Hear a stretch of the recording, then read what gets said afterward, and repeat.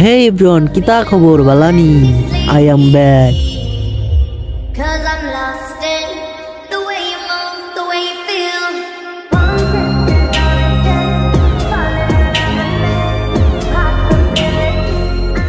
Hey everyone, আসসালামু আলাইকুম, welcome to new another blog. আমার নিউ ব্লগে আপনাদেরকে স্বাগত। তো ডেইলি ব্লগের মতো আজকেও আমি চলে যাচ্ছি এক্সাম দেওয়ার জন্য। তো মূলত আমি চলে আসছি আমার হলের মধ্যে। তো আমার হলে আসার একটাই রিজন, সেটা হচ্ছে আমার আজকে এক্সাম আছে, আর এই ভিউগুলো আমি আপনাদেরকে একটু দেখানোর চেষ্টা করতেছি। তো অবশেষে এখন আমি উপরে চলে আসি, প্রায় 4 তলার উপরে। তো 4 তলার উপরে আমার একটা এক্সাম আছে, তো সেইটা দেওয়ার জন্যই আমি আজকে আসছি। তো আমার ভিডিওগুলো আপনাদের কাছে কেমন লাগে, যদি ভালো লেগে থাকে অবশ্যই একটা শেয়ার করবেন, অবশ্যই কমেন্টস করবেন, আর সবাইকে দেখার সুযোগ করে দিবেন আমার ভিডিওগুলো। হতে পারে আপনার একটা শেয়ার, একটা লাইক আর একটা কমেন্টস এর জন্য আমি অনেক বড় একটা ইউটিউবার হতে পারবো। আর এইদিকে আমার পরীক্ষা শুরু হয়ে গেছে, যার কারণে আমি আপনাদেরকে ভালোভাবে ভিডিও করে দেখাইতে পারতেছিলাম না। তো যাই হোক, কি তার করণ যাইবো, আমি চলে আসছি বাসায়। তো এক্সাম শেষ করার পর আমি বাসায় কি এটা বানাচ্ছি। তো আমার সাথে আমার যেই রুমমেটটা থাকে, হয়তো বা সবাই তাকে চিনে থাকবেন, ইমন নামের সেই ছেলেটা। মূলত সে গরুর দুধ নিয়ে আসছিল বাসা থেকে, সেইটা দিয়ে আমরা চা বানিয়ে খেলাম। তো যাই হোক, এখন আমি চলে যাচ্ছি শহরের মধ্যে। আমার কিছু কাজ আছে, যেই কাজগুলা করতেই হবে আমাকে আজকে। তো এই কাজগুলা করার জন্য আমাকে ডিসি অফিস আসতে হয়, আর কি জন্য আসতে হলো এটা দেখতে হলে পুরো ভিডিওতেই থাকতে হবে। তো আমি মূলত ফরিদপুরে থাকি, এটা হয়তো বা কম বেশি সবাই জানেন। আর আমার বাসা থেকে আজকে একটা জিনিস পাঠিয়েছে, তো সেই জিনিসটাই আমি রিসিভ করার জন্য আমি চলে যাচ্ছিলাম ডিসি অফিসে। আর